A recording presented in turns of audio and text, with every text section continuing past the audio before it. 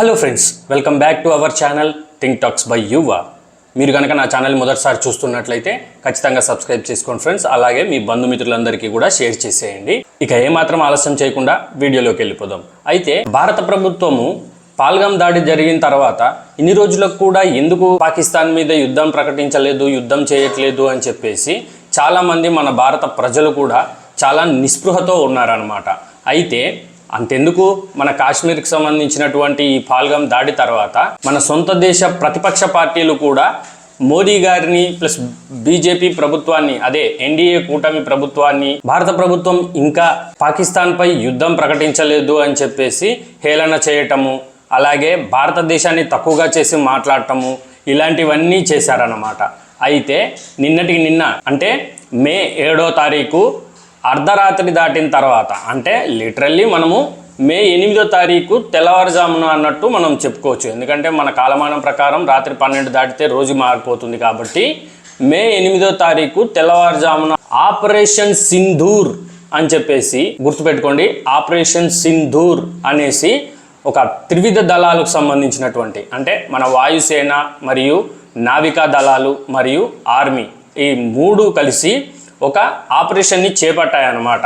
అయితే ఈ ఆపరేషన్లలో ప్రస్తుతానికైతే కేవలం వాయుసేన అంటే air force, only air force మాత్రమే పాల్గొనిందనమాట. ఈ ఆపరేషన్ సింధూర్లో భాగంగా మన భారతీయ వాయుసేన అనేది పిఓకే అంటే పాక్ ఆక్రమిత కాశ్మీర్ మరియు పాకిస్తాన్లో ఉన్నటువంటి తీవ్రవాద స్థావరాలపైన మాత్రమే ఈ దాడులు నిర్వహించాయన్నమాట. అయితే భారత ప్రభుత్వం దీనికి ఆపరేషన్ సింధూర్ అని పేరెందుకు పెట్టిందంటే, ఈ పాల్గం దాడిలో 6 రోజుల క్రితం వివాహం జరిగినటువంటి ఒక మహిళ, అతను నేవీ అధికారి, వారి పెళ్లి కేవలం 6 రోజుల క్రితం జరిగి నవవధువు అన్నమాట. తన పసుపు కుంకుమలు అనేటివి రాలిపోయాయి. దీనికి చిహ్నంగా ఈ ఆపరేషన్ సింధూర్ అని పెట్టుంటారు అనేసి నేను అనుకుంటున్నాను. అయితే ఈ భారత వాయుసేన అనేది పాకిస్తాన్లోని మురిద్ఖే అనే ఒక ప్రాంతం మరియు బహావల్పూర్ అనే ఒక ప్రాంతంలో, మరియు పాకిస్తాన్ ఆక్రమిత కాశ్మీర్లో కోట్లీ అనే ఒక ప్రాంతము, ముజఫరాబాద్ అనే ఒక ప్రాంతము, ఈ 4 ప్రాంతాలలో కలిసి మొత్తం 9 తీవ్రవాద స్థావరాలను మట్టుపెట్టడం జరిగిందనమాట. అయితే ఈ దాడులు ఓన్లీ గగనతలం నుంచే జరిగాయన్నమాట. అంటే మనం వాయుసేన మాత్రమే, అంటే ఎయిర్ ఫోర్స్ మాత్రమే ఈ దాడులు చేసిందన్నమాట. అంటే ఒకటి గుర్తుపెట్టుకోండి ఫ్రెండ్స్, అంతర్జాతీయ రూల్స్ ప్రకారం భారతదేశ వైమానిక దళం అనేది అంతర్జాతీయ రూల్స్ అనే దాన్ని అతిక్రమించలేదన్నమాట.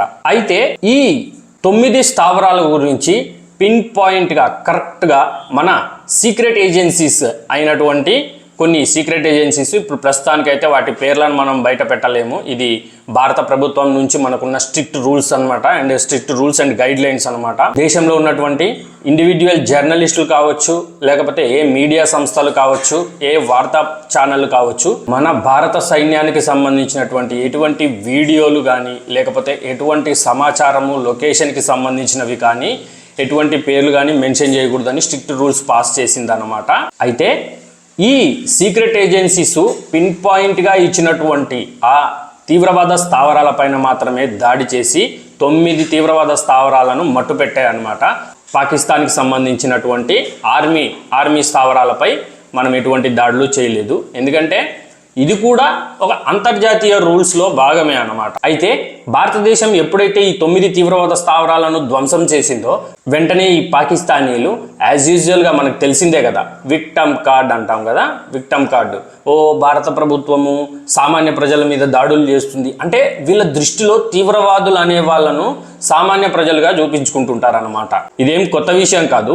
ఈ తీవ్రవాదులను, ఈ సామాన్య ప్రజలను చంపే తీవ్రవాదులను సామాన్య ప్రజల లిస్టులో వేసుకొని, అలాగే వీళ్ళను స్వతంత్ర సమర యోధులుగా చిత్రీకరించుకొని ప్రపంచ మీడియాలో, ప్రపంచ మాధ్యమాలలో వీళ్ళొక బాధిత వర్గానికి సంబంధించిన వాళ్ళుగా తప్పుడు ప్రచారాలు అనేటివి చేస్తూ ఉంటారనమాట. అలాగే ఇంకొక విషయం ఏంటంటే ఫ్రెండ్స్, ఇక్కడ మీ అందరికీ నేను చెప్పదలుచుకున్నది ఒకటే, ఎప్పుడైతే ఈ భారత ప్రభుత్వం అనేది ఈ ఆపరేషన్ అనేది చేపట్టి 9 స్థావరాలను ధ్వంసం చేసిందో వెంటనే అటు నుంచి విపరీతంగా ఫేక్ నెరేషన్స్, ఫేక్ వార్తలు, ఫేక్ న్యూస్లు, ప్రాపగాండా అనేది పాకిస్తాన్ తరపు నుంచి స్టార్ట్ అయ్యాయి అన్నమాట.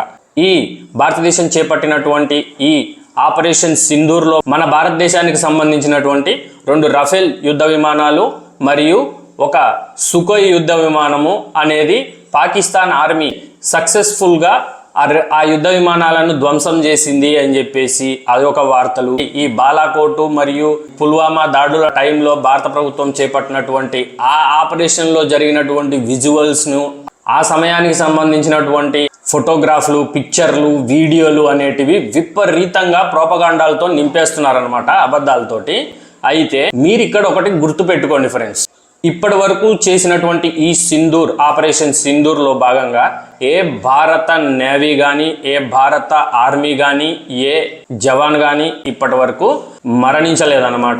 ఇది మాత్రం మీరు బాగా గుర్తుపెట్టుకోండి. వాళ్ళు విపరీతంగా ప్రోపగాండాలు, విపరీతంగా అబద్ధాలు అనేటివి ప్రచారం చేస్తున్నారు. ఇప్పుడు మీరు అఫీషియల్గా మన భారత ప్రభుత్వం నుంచి కానీ, లేకపోతే మన సాయుధ దళాల ఆర్మీ చీఫ్లు కానీ, లేకపోతే నేవీ చీఫ్, లేకపోతే ఈ ఎయిర్ ఫోర్స్ చీఫ్, వీళ్ళ దగ్గర నుంచి అఫీషియల్ వెబ్సైట్ నుంచి అఫీషియల్గా వార్తలు వస్తేనే నమ్మండి. అంతేకాని మీరు ఈ పాకిస్తాన్ ప్రచారం చేసేటటువంటి ఈ అబద్ధపు ప్రోపగాండాలను, అబద్ధాలను, అసత్య ప్రచారాలను నమ్మొద్దు. ఎందుకంటే అక్కడ పాకిస్తానోడు ఒక అబద్ధం పుట్టిస్తాడు, ఇక్కడ మన భారతదేశంలో ఉన్నటువంటి కొంతమంది దేశ ద్రోహులు అనే వాళ్ళు దాన్ని స్ప్రెడ్ చేస్తారనమాట. అంటే వాళ్ళు కూడా మన మధ్యనే తిరుగుతూ ఉంటారు, మన మధ్య తిరుగుతూ ఇదిగో చూడు ఇట్లయిపోయింది అని చెప్పి మనతోనే అబద్ధాన్ని నమ్మించేలాగా చేస్తుంటారనమాట. సో వీళ్ళకు దూరంగా ఉండండి. ఒక వార్త మనకు కావాలి, ఒక వార్త మనకు తెలిసింది అంటే మనం అఫీషియల్ సైట్స్లో నుంచి, లేదా మన ప్రభుత్వానికి సంబంధించినటువంటి అధికారులు మరియు మన సాయుధ దళాలకు సంబంధించినటువంటి చీఫ్లు, వీళ్ళకు సంబంధించినటువంటి అఫీషియల్ అకౌంట్స్లో నుంచి మనము తెలుసుకోవచ్చు. అంతవరకు మీరు ఏ అబద్ధాన్ని, ఏ ప్రోపగాండాన్ని, దేన్ని నమ్మవద్దు దయచేసి. అయితే ఇప్పుడు ఈ భారత వాయుదళం అనేది ఆపరేషన్ సింధూర్ అనేసి మొదలుపెట్టింది. ఒక 9 తీవ్రవాద స్థావరాలను ధ్వంసం చేసింది. అయితే తర్వాత పాకిస్తాన్కి సంబంధించినటువంటి రిటాలియేట్ అంటాం కదా, అంటే ఎదురుదాడి ఎలా ఉంటుందో దానికోసం మనం ముందే ప్రిపేర్ అయ్యి ఉండాలి. అయితే ఇప్పుడు ఒక విషయం ఆలోచిద్దాం. ఇప్పుడు పాకిస్తాన్ ఒకవేళ భారతదేశంపై దాడులు చేయాలి అని నిర్ణయించుకుంటే మోస్ట్లీ వాళ్ళు ఏ స్థావరాలను ఎంచుకుంటారు అంటే ఈ జమ్మూ కాశ్మీర్లో ఉన్నటువంటి వీటిని, లేదా వారి మైండ్లో ఏముంటుందంటే భారతదేశానికి సంబంధించినటువంటి ఎకానమిక్, ఆర్థిక పరమైనటువంటి పోర్టులను టార్గెట్గా పెట్టుకునే అవకాశం ఉంది. ఈ ఢిల్లీ మరియు మహారాష్ట్ర, ముంబైకి సంబంధించినటువంటి ఈ పోర్టు, అలాగే గుజరాత్కి సంబంధించినటువంటి ఈ పోర్ట్ల విషయంలోనే మనం కొంచెం జాగ్రత్తగా ఉండాలన్నమాట. ఎందుకంటే వీళ్ళు మన ఎకానమీ దెబ్బతీయాలని చెప్పేసి పాకిస్తానీలు మిసైల్స్ అనేటివి దాడి చేయొచ్చు. సో ఇది ఫ్రెండ్స్ ఈరోజు వీడియో. మీరైతే ఖచ్చితంగా మన భారత ప్రభుత్వం మీద, అలాగే మన సాయుధ దళాల మీద మీరంతా ఖచ్చితంగా నమ్మకం పెట్టుకోండి.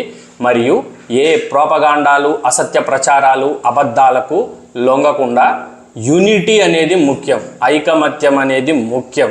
మర్చిపోకుండా నా ఛానల్ని సబ్స్క్రైబ్ చేసుకోండి, ఈ వీడియోకి లైక్ చేయండి, అలాగే నా ఛానల్ని మీ బంధుమిత్రులందరికీ షేర్ చేయండి ఫ్రెండ్స్. ఇంకొక మంచి వీడియోతో మళ్ళీ కలుద్దాం.